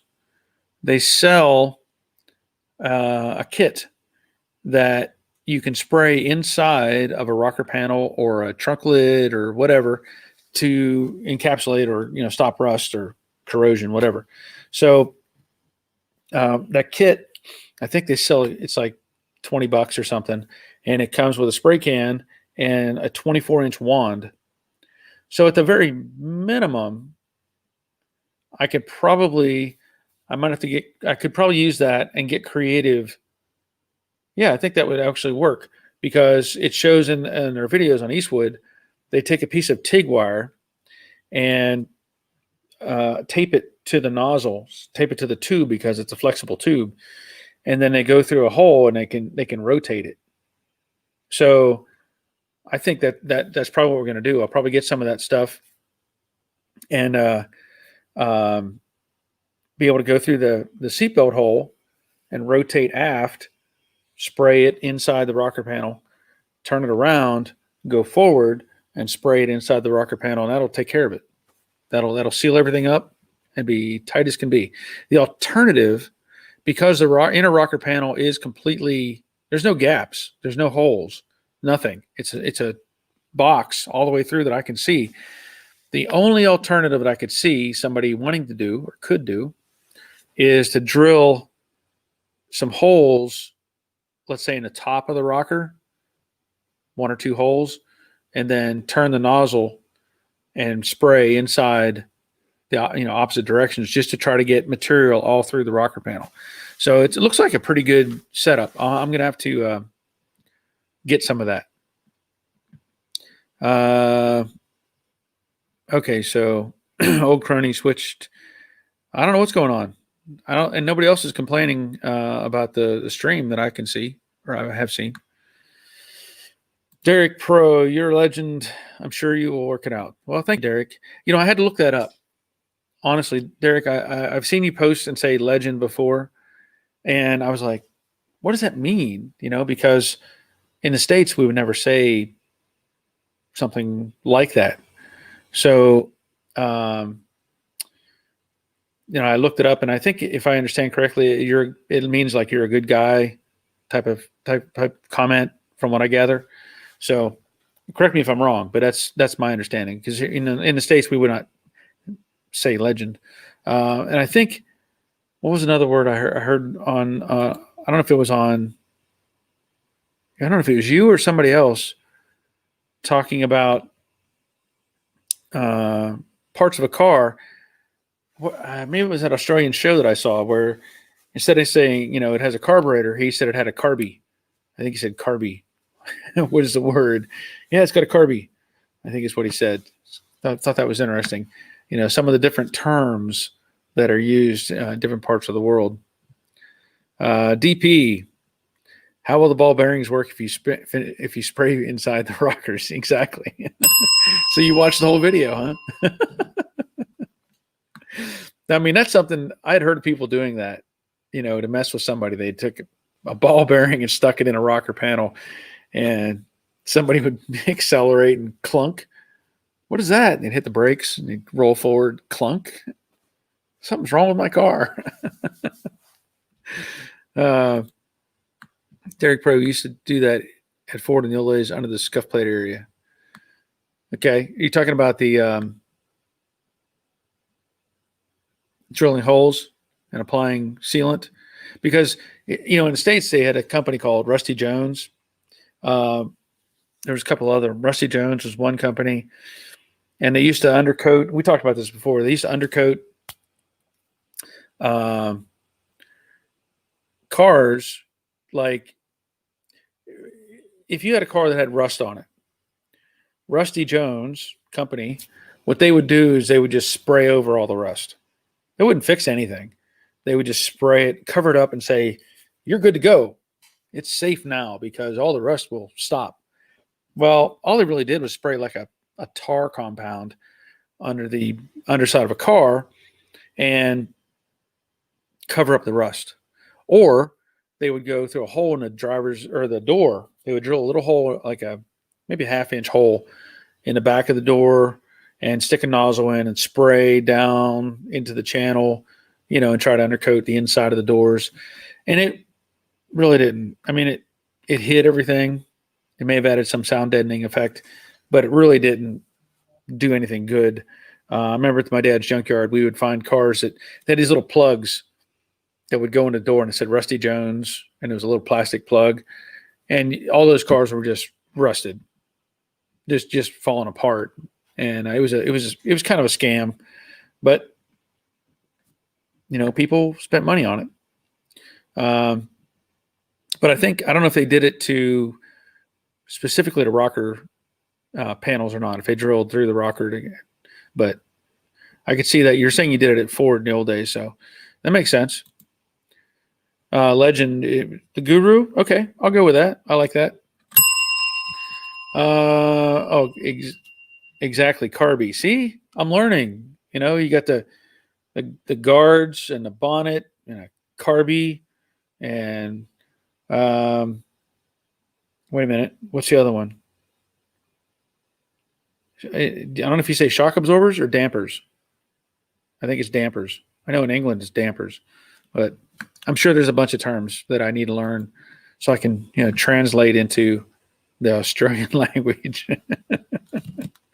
Harvey, I use Eastwood's internal frame coating kit. Worked well. Dispenses 360 degrees around the nozzle as you pull through the frame rails. Yes. Well, we used something similar to Body Shop. We had a kit, and we had nozzles that were 4 or 5 feet long. And it was the same idea. You could push it through a hole and backtrack because you had to restore the coatings when you did a repair. So that was part of the repair process. So, but yeah, thank you, Harvey. I'm gonna look into getting some of that stuff very soon. Warwagon, great job on the seatbelt video. Thank you. I appreciate that. Yeah, the rust proofing. Okay. Thank you, Derek. Sketchy ride, the engine is out. However, I wasn't aware that pulling it with the torque converter still attached has a possibility to break the transmission pump. Crap, anyway, to tell if anything is damaged. Ooh. I don't have an answer for that because I don't know what's going on. I mean, I know what's going on, but without seeing it, I can't give you an obvious observation and say, look for a crack here or there or whatever. Yeah, you got to pull the torque converter loose. You want to leave that with the transmission. I know, a little late. Sorry. Clark, sorry. Rusty Jones was sued in non-existence, right? They drilled holes in cars and just did horrible things. They did do horrible things. I don't know if they were sued out of business or whatever, but man, it was, those cars, that goop they sprayed all over them, it was just garbage. Just trapped moisture and rust. Not a good thing. Jasper, I think a legend is someone who's remembered for his deeds or actions. Well, that's true in the, I guess, in the American terminology, but in Australia they use that quite a bit. From what I gather, I've heard him say it on TV shows. You're a legend. You're a legend. In fact, that Australian restoration show that I saw, the guy went and picked up some parts somewhere, and he told the guy at the counter, "You're a legend." So I was like, okay, I can learn what this means. Shrimp on the Barbie. Well, yeah, that's kind of a from the movies. We've seen that. It's nice to hear the car terms.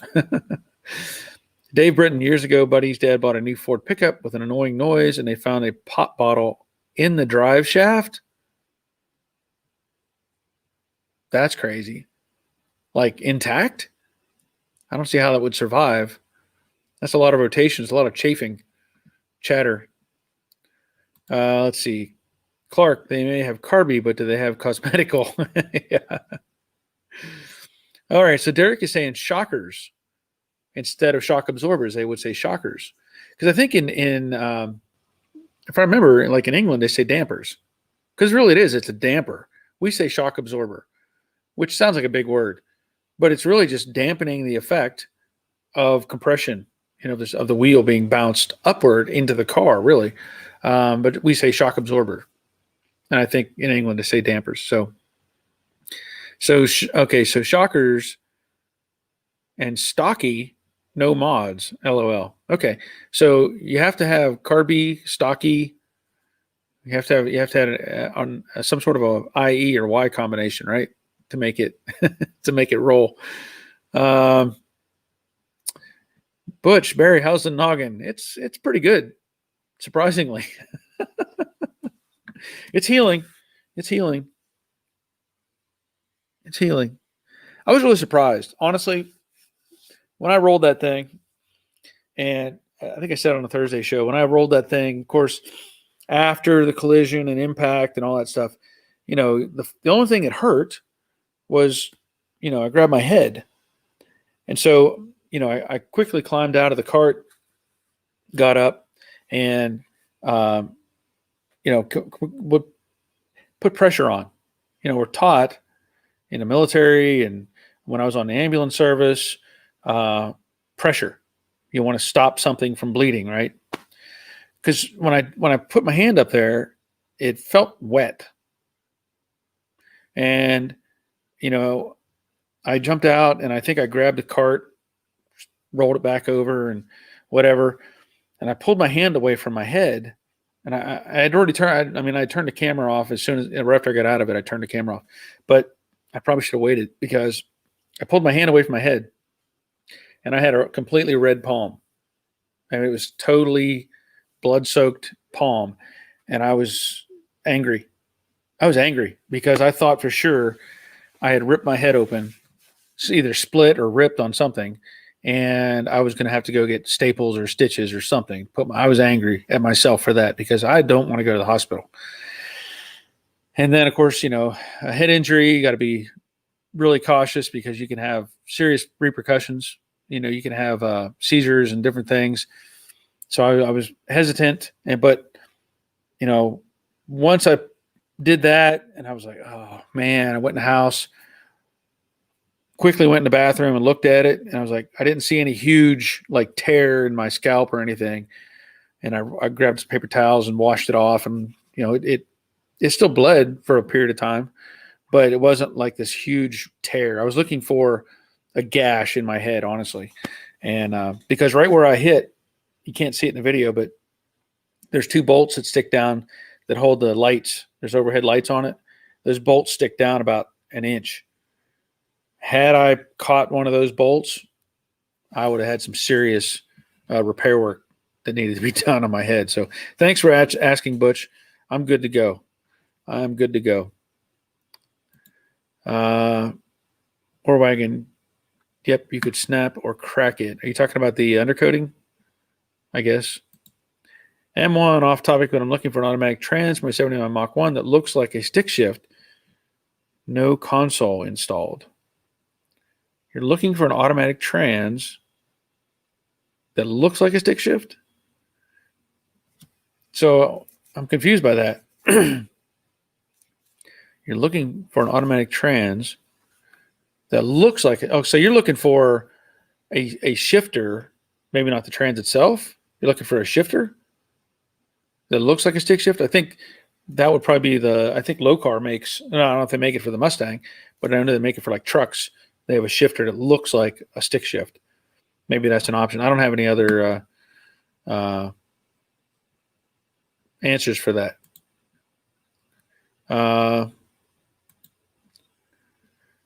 M1. Aussies also say no sweet way. Heard a lot when I was with the Tasman Motorsports back in the early 90s. No sweet way. Okay. Oh, you're talking about the bottom of the drive shaft. Yeah. Yeah, you'd think it would, break into little pieces. Dave says the bottle was put in when the drive shaft was made. Crazy. Yeah. Yeah. Where's Brendan? He could clear up all this terminology. Yeah. Well, I'm assuming New Zealand is very similar. I don't know.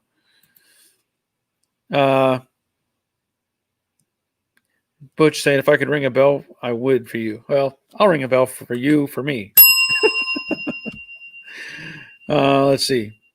Okay, old crony has switched to the computer. It worked out there's no sound. Okay, old crony. What video are you speaking of, Barry? Oh, if you go to my Joe Daddy's Workshop channel, I crashed a 150 XRX dune buggy go-kart thing. I crashed it. I rolled the thing. And it was I actually had a GoPro set up behind me on a roll bar. And I rolled that thing over, and my head impacted the roll bar on the ground, and it wasn't pretty. Okay, shifter and trans. Well, M1, I don't know what the answer would be for that because I know that, like I said, Locar made some sort of an adapter that you could put in a truck. We had one in that 55 Chevy truck that we built years ago, and it looks like a 4-speed type of shifter. And then it just, was cable operated or whatever. I don't remember. So you may want to look up Locar and see what they offer. And it could be just you hook it up to a standard C6 or C4, whatever transmission, and make it work. You saw one in an old Nova. Okay. Yeah. Well, thank you, old crony. Thank you. And see you later. Glad you were here. DP got to run. Good nighty, Cole. Yeah. Okay. Roger, being a mega shifter sort of look like a 4-speed floor shifter. Locar does make a longer truck shifter, but I'm not sure about a shorter one. See, I don't know either. I haven't really paid much attention to it. So there's some information for you, M1. FMX transmission. So there's another comment. Thank you, Leland. Denny, we used a carb cleaner tube and nozzle on an undercoating can years ago at the shop I worked at after major rocker repairs. Yeah, I mean, I could see that. The way these they're not that expensive to buy, these nozzles, this kit. And I think the nozzle actually must have 4 or 6 ports on a blunt end, I think, so that it sprays outward, makes a spray pattern. And they're really nice. Okay. Dave Britton, don't forget the thumbs upsicle. By all means, hit the thumbs upsicle button.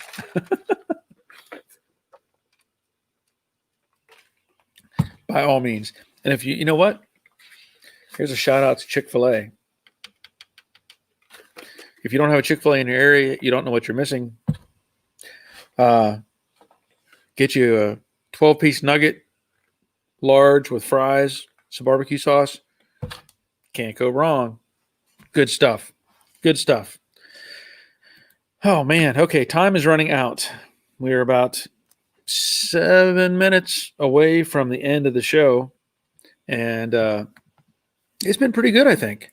Had a pretty good turnout. Still showing 53 people. This is a better show than what's going on with the NFL, in my opinion. Just a thought. Just saying. I don't, there's a lot of stuff going on in the world today that needs attention, and there's different ways it can be handled. But unfortunately, there's other ways that it does get handled, and I don't know. Don't want to get into it too much, but I don't know. I haven't watched any games, and I don't plan to. Just like all the other sports and all that stuff. When they want to be make a political opinion because they're play sports, stuff like that. But just me, everybody's open to their own opinion, their own position on everything going on wherever you're at in the world. I know that I saw an article, video, image, whatever recently. I think it was, I want to say it was out in LA, where somebody ambushed some police officers that were sitting in a vehicle, walked up and just started shooting at them. And there's no way in my world, in my life, in anything that I can think of or say or do that justifies that. I'm just going to be upfront and say that. I've and I don't like to be get out on any kind of platform, but that's disturbing. That is more than 100% wrong, and there's nothing that justifies that happening. I just being ex-military, knowing what people do in the world, not just the United States. I'm talking all over the world. People that are serving their country, serving the public, doing things to try to keep the world safe, doing things to try to keep their citizens safe. There are times where people make poor choices. There are times where, and it could be anybody. It's not just public servants. Just people in general can make poor choices, and responses to that should not be what we're seeing. Really bothers me that somebody would think it appropriate to sneak up on some police officers and open fire on them. I mentioned before my youngest son was a police officer. He went through extensive training. He did serve as a police officer for about 6 months and realized not going to do it because it was just a combination of things he wasn't geared for. And I can't blame him. I can't blame him for that at all. But I couldn't imagine what would be my response, or really anybody's response, to something like that had it happened to my son. I mean, there's nothing that justifies that sort of action, period. So, not trying to jump up on a soapbox, really not. I just was thinking about that. It's bothered me for a while. And it's happening all over the place, and it just doesn't make any sense. So anyway, gonna back up, step back. Okay, let me go back up to let's see. Rick, great lemonade, Chick-fil-A. Yeah, it is. It's good stuff. Clark Clifford, UFC is doing the right thing. I have not seen anything with UFC, but I'll take your word for it. Grease Rookie, agree 100%, much better show. Thank you, Grease Rookie. And again, check out his stuff. He's doing pretty good. Derek Pro, got to go, guys. You stay very well. Keep up the great work, Barry, and look after your head. Yeah, thank you, Derek. Appreciate that. Good Munder. This show is my Monday Night Football. That rollover and that XRX was scary. Take care of your head and take care of everyone. Thank you, Good Munder. Appreciate that. Yeah, Jorge, Stoneguard Gray UBS gun package work trade. Okay, there's some good information. Thank you. Yes, Trip, could not agree more. That is horrid. Yeah, I can't. I just can't. I don't get it. I really don't get it. M1, maybe you can pick up the 20% who are watching football this season. That would be fantastic. Fantastical. That would be. I wish there was something we could do to fix all the stuff that's going wrong right now, but all we can do is be the best citizens we can be. I've said it before. Reaction to something, whatever it may be. If it's an issue with a car that I'm working on, or if it's an issue with somebody in life, or anything, you choose how you react to that. You choose to be a responsible person in how you react to that. Whenever you see somebody retaliate or do something to that extent, they chose to do that sort of thing, thinking that it's okay. It's okay. And what's even worse? There were follow-up videos to that from the hospital. Would be they were like blocking the hospital, chanting that they hope those people die. How does that even come into anybody's mind? Period. And then there was follow-up videos where people were laughing at the fact that these two officers were shot, thinking it was funny. I don't get it. I don't get it. The world's messed up right now. There's a lot of messed up stuff going on. So anyway, I'm gonna end up calling it a night. So we have Dave, my Spock, would be looking at the world today and say illogical. Yes, I agree. Major Flexes, what's up, Tube Stroker? Mortarman slang. Hey, I don't know I haven't seen Major Flexes. That's the first time I've seen your name. Glad you're here. Thank you, Dave. And thank you. M1, agree totally, Barry. Thank you. Clark, they are a small contingent that is blown up larger by the media. It'll be corrected. I sure hope so, man. I sure hope so. It's crazy.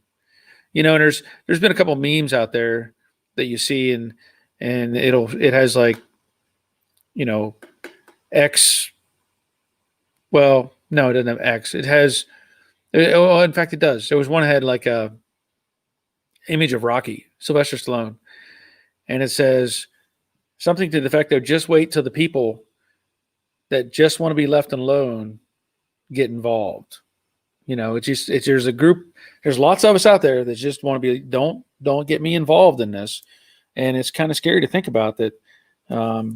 There's some of the actions that people are taking might create more problems than they want to ask for. I'm just saying there's people on extremes on both sides of this planet, this world. So anyway, I'm going to call it a night. I'm glad everybody was here. Trip Corbin checking out. Rick give his thumbs up. Jerry Tyler says good night. So glad you're all here. We'll do this again on Thursday. I think everything should be up and ready to go for Thursday at 3. I do try to do the heads up and let everybody know that I post the video link early in the day so that everybody can see that it's going to be up. Unless something changes, it'll also be the same sequence. I'll put it up earlier in the day so I'll be here. But I plan to be here. So that's going to be it. And until next time, take care of yourselves. See ya.